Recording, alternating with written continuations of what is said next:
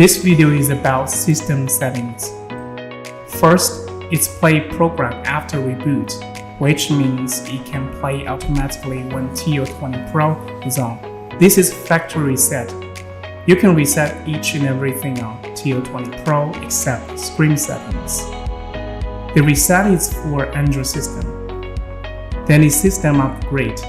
It has two ways to upgrade.